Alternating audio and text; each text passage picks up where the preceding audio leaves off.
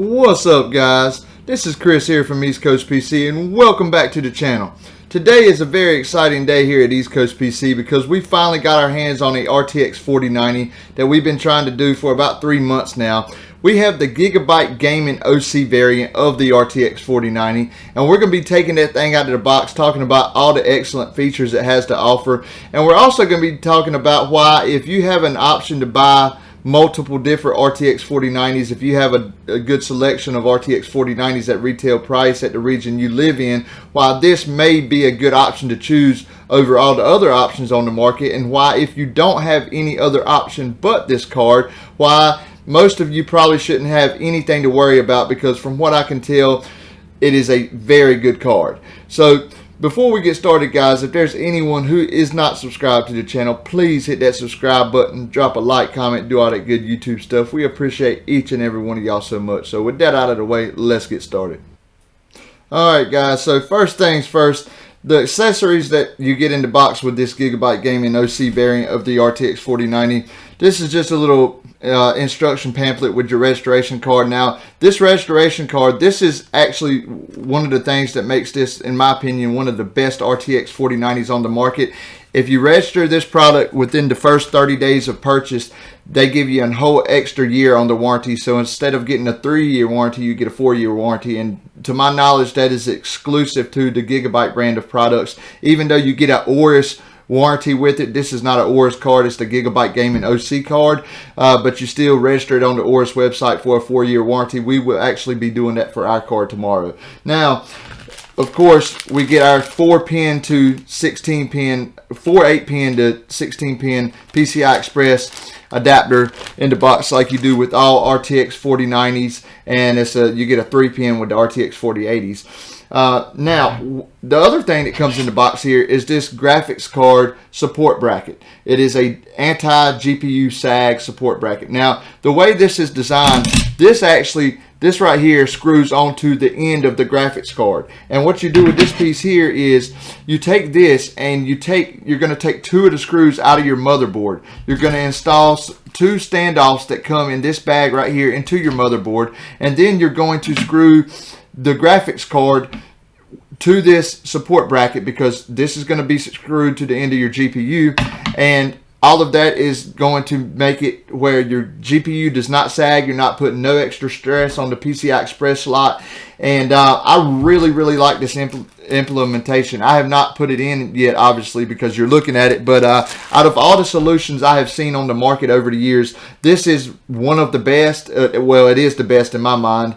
And I don't know why more GPU manufacturers have not done that yet. But enough of all the baloney in the box. So here we go, guys. Here is the card right here, and it is a massive chunk of a card. There's just no way to explain how big this card is unless you're actually holding it here, guys. And it has an excellent design. This flow-through design here that we see on the back right here, guys, is a lot of manufacturers have went this route with their RTX 4090s. And what they do is they shorten up the PCB and cram all the components into a short area on the PCB. That way they can let as much air as possible flow directly through the heatsink. So you got this part that's getting mostly blocked by the back plate. Well, it's coming out in the front and the back of the card, but not nearly as much can get through as will be on this end, and that's what makes the flow through design so good. So as far as specifications go, guys, back here on the back, this is one of the things that disappointed me about this card, is that it only has one HDMI 2.1 port. We get 3 DisplayPort 1.4a ports and 1 HDMI 2.1 port. Now that is the standard NVIDIA display output. Now Gigabyte in the past, they have been notorious for giving you even up to 3 HDMI ports on some of their higher end cards, along with 3 display ports. Even though you can't use all of them at the same time, they're still there, so you have so much flexibility. Now that is one thing that I was kind of upset that they did not do. I'll explain more about why I think they took this route a little bit later in the video, but I wasn't too thrilled about that. And the other bad thing about it, MSI, Gigabyte, neither one of those, Zotac, none of those offer additional HDMI ports. Now the only option you got if you have to have two HDMI 2.1 ports is, excuse me guys, is Asus's Tough cards and Asus's Strix cards. Now, we're going to talk about price here because this is what really, in my opinion, makes the Gigabyte Gaming OC variant so attractive. Is because I paid $1,709.99 for this card. It originally retailed at $1,699.99, and it went up $10 obviously. So this is the new retail price for this card. This gone up basically at all retailers that have had it in stock recently that I have checked. It has went up to $1,709.99. Now, obviously, we know the retail price of this card is $1,599, but the only manufacturer that's still selling cards, to my knowledge, for $1,599 is the NVIDIA Founders Edition. And that's the kind of thing I've talked about on this channel before, guys. I'm really passionate about it, and it's really, really hard for the partners to compete against that price because they're not buying the GPU from anybody. They're making the GPU themselves. They're not buying the GPU and memory bomb kit from NVIDIA to then make a card, make a board and a cooler and do all that hard engineering work. It's just so hard to compete at that price point, and it's basically, from all the knowledge that I have, it's basically impossible for manufacturers to make the margin that they want and still sell a good quality card and make the amount of profit they want at $1,599. So basically we have a $110 premium here for this card. Now, features you get for that. You get a very good custom cooler. Now, although we haven't tested it yet, I wanted to take this thing out of the box, and I wanted to talk about all the great features it has before I actually put it in the computer and test it. So that's why what this video today is for. So, like I said, what you get is you get an awesome cooler that is, at the very top class of how well it cools the RTX 4090. Now, there is some other coolers that do very well as well. The fan curve on this is just a little bit louder from looking at other reviews on the internet than a lot of the other cards, but what you get in return that is so much better than any other manufacturer is the VRAM temperatures. Now, we will be doing all this testing ourselves, and in our next video about this card, please stay tuned. Make sure you get subscribed so you don't miss that video.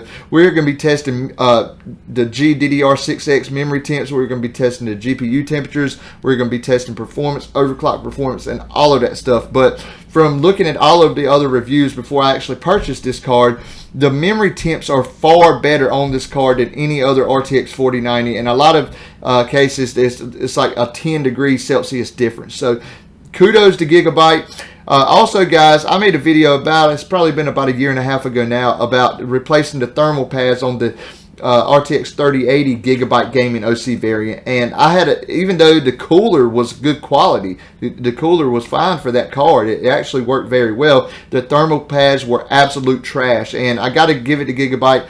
I don't know exactly what kind of thermal pads they're using because I haven't took this card apart, but obviously they have made some very good changes in the right direction, and this card actually gives you better GDDR6X memory temps than any other card on the market that I'm aware of. So that is a very good option. Great cooler. Now, the next thing is we have a dual BIOS switch right up here, guys. Right here you'll see it'll say BIOS, OC, and silent. Okay, we'll have a little bitty switch right there at the front of the card right up here. So the thing is, guys, this BIOS switch actually does not do nothing different for the power limit. You have a 600 watt power limit on both of these BIOS. The only difference is the OC BIOS will actually boost the fan curve a little bit more to keep your card cooler and allow it to boost a little bit higher. I recommend always running it on the OC BIOS.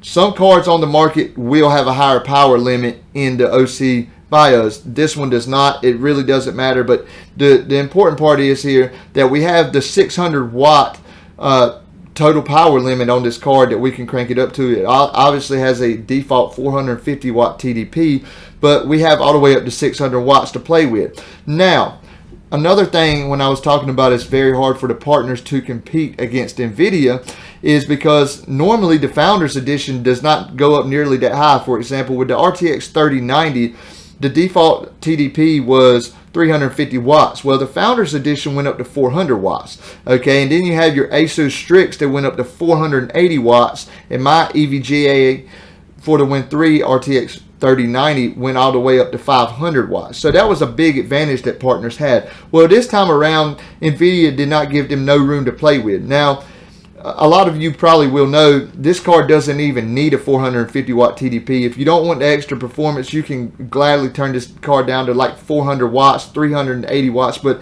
especially at about 400 watts with basically losing no performance. A lot of times you'll lose like 1, maybe 2% tops performance going down to 400 watts. So those of you trying to conserve energy, that is a great thing for the RTX 4090. The thing about it is, guys, though, when I pay $1,709 for a card, I want the option to crank up the power and do whatever I want with it. And Gigabyte has gave that to us. NVIDIA obviously did that with the Founders Edition. But the thing is, MSI did not. Asus has a 600 watt power limit on the Strix. And this has a 600 watt power limit. And NVIDIA Founders Edition has a 600 watt power limit. But for example, with MSI's cards, their Gaming X Trio, I believe, has a 480 watt power limit, which is only 30 watts above stock. And don't quote me on that, guys, but I'm pretty sure that card is 480 watts. What I do know, because I was looking before I made this video, is that MSI's higher end card, their Supreme X cards, they only go up to 520 watts. And I have a huge problem with that, guys. If you're, the NVIDIA is obviously giving us 600 watts. Gigabyte gave us 600 watts. And even if you only get about 8%, performance by overclocking this card, anywhere between 5 and 10%, I'm gonna say 7-8% average. If you have a good bin GPU and you can push the memory and the core clock up really high, you can get about 7-8% on average, it seems like, in a lot of scenarios. Now that's very good. I probably won't overclock my card quite that high. I'll probably shoot for like 6%, just because I always prefer max performance and stability. I don't never want to lose stability. But anyway, yeah, they give us 600 watts. That's a big thing with this card. We got our dual BIOS, we got 600 watts, and we have a great cooler. One other thing I want to talk about here, guys, is our 16-pin adapter. Now, everybody has been talking about that. It's been all over the internet about them catching on fire. And I will tell you, there's no way you can see in this video how small this 16-pin adapter is. I got it here in this plastic right here, and I'll go ahead and open up that on camera just to try to show it to you guys. But there will be no way that you will be able to tell exactly how small that is. You can look at this end and look at the 4 8-pins, but I've been in this industry basically my whole life. This is what I do. I've seen all kinds of videos on the internet, but since this is my first card that to own, to actual play with and review, that has a 16-pin PCI Express 5.0 adapter, I just am blown away by how small it actually is. And although I do believe if you plug these things in correctly, the chances of you having problems are very slim, as long as there's no dirt or trash in the connector and it's fully plugged in properly. I do wish they would have made the pins bigger. I don't know, 12 pins is great, one connector is great, but I don't feel like there was any need to make them that small. So basically, guys, that wraps up most of the stuff I wanted to talk about this card. I'll hold it up and give you guys another look at it. The back plate is absolutely gorgeous, guys. It has a nice flow-through design. Beautiful card from the front as well. And that is our end look. These holes right on this end, that is where our GPU support bracket is going to plug in. And just as soon as we get this thing plugged up, get this thing reviewed, start running numbers, I'm going to do another video for you guys telling you about the performance and what you can expect when you do buy one of these cards. But what I will end this video by saying is, guys, one thing that I have seen is, for some reason, all of us know, or most of you probably noticed watching this video, EVGA is no longer in the GPU market, sadly. That was a very big loss for the market, in my opinion. I love the company, love what they did for enthusiasts. Well, they're gone. And here in the US especially, I know a lot of things are regional, with Best Buy and Newegg having a lot more warehouses now. But I live here in North Carolina, in eastern North Carolina. And what I will tell you guys is the GPU that comes available in stock for me all the time is this card. And I feel like nationally, Gigabyte has sold more cards of the Gigabyte Gaming OC variant than any other custom card by far in the US. That's what it would appear on Newegg. For example, you guys, when you get done watching this video, you can go to Newegg and look at RTX 4090s, and the reviews that Gigabyte has like double the reviews to the next closest card for any other RTX 4090. And what that means is when you have so many more reviews of this card than the other RTX 4090s on the market, what that tells you is that they have sold a lot more of these cards than any other cards on the market. So Gigabyte is selling a lot of these cards. They have in between a 4 and 5 star review. Most people are liking the card. I think it's a great buy, and if this is the card that comes available for you guys, from what I can tell now, I would not hesitate to buy it at retail price if you're in the market for a 4090. Guys, thank each and every one of y'all for watching this video. I'm so excited to get this thing in, run some more numbers for you guys. Stay tuned to the channel. For anybody who is not subscribed, please hit that subscribe button, drop a like, comment, do all that good YouTube stuff. We appreciate each and every one of y'all so much, and we will see y'all soon.